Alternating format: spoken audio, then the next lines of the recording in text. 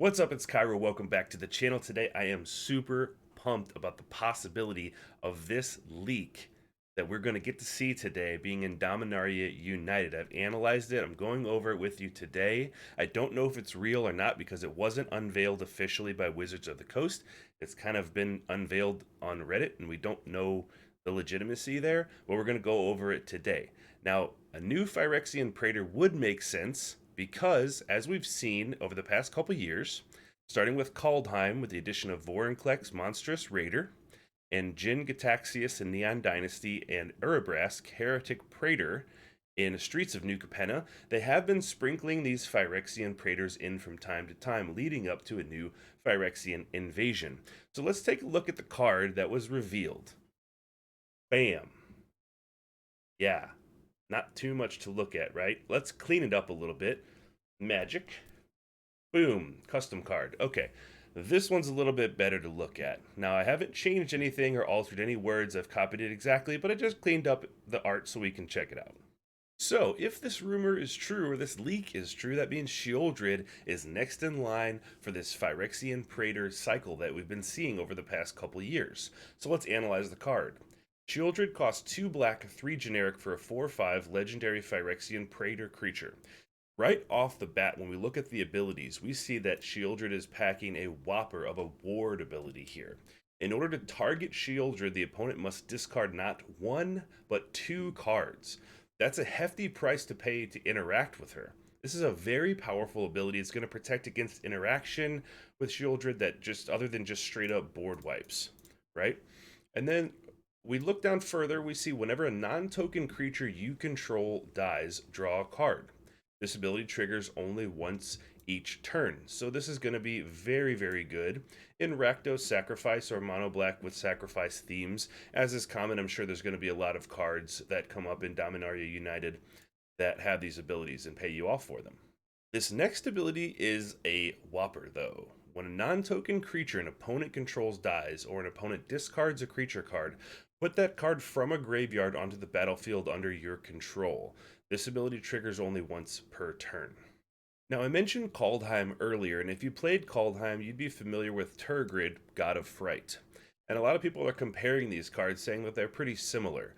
They're similar in the way that their mechanics work, but I'm going to say that these cards are not even close in terms of power level. They're not even on the same battlefield. There are obvious similarities there because of the clause of taking opponents' creatures, right?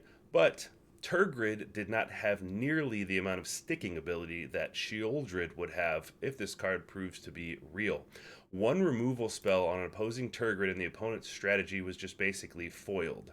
Sheoldred's ward ability is going to make her stick around and it's going to hurt to try to remove her. Another thing to note is Tergrid required the opponent to sacrifice the creature in order for you to be able to steal it, which is far more situational than just killing a creature. And Tergrid also had no sacrifice payoffs on your side, which Sheoldred has, and that's huge in generating card advantage while this stays on the board. So yes, there are similarities ability-wise, but that's basically as far as it goes. This thing is far and above Tergrid. Let's talk about the ward ability for a second. This, for all intents and purposes, if you have fewer than 3 cards in your hand and you're facing a Sheoldred on the opposite end of the table that you want to remove, you are simply just not going to be able to remove it. If you have one removal spell and 2 other cards in your hand and you cast the removal spell and discard those 2 cards, if one of those cards that you discarded happens to be a creature, before the removal spell resolves, the opponent will just take that creature because Sheoldred says when you discard a creature card, they get to take it. So that's pretty nasty. So not only do you have to have more than 3 cards in your hand, you also can't discard any creatures to cast your removal spell to pay for the ward cost. This thing is going to be pretty good versus aggro. If aggro doesn't kill you quickly, you drop this on turn 5. Being a 4/5 body is going to be able to block 3/3s, 4/4s all day long.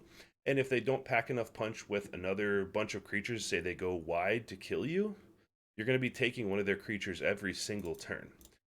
Now, when we're talking about, if say you're playing something like Dimir Control, you have a Sheoldred on the field, the opponent casts a removal spell on it, pays the ward cost for 2, They're down 2 cards just for targeting Sheoldred.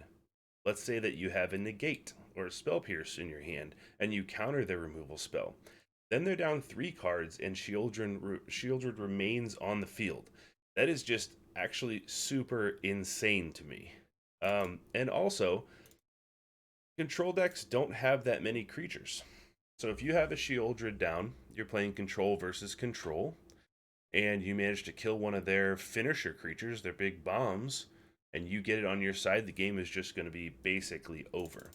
We're seeing synergies here in current standard with something like Make Disappear, right? You have your Sheoldred on the field, they play a spell, you counter that spell, you sacrifice one of your cheap creatures, and you draw a card off the casualty. Seeing some synergy probably here with Tenacious Underdog, the 2-drop 3/2 that you can then blitz from the graveyard for 4. So when you blitz it, you can swing in for 3.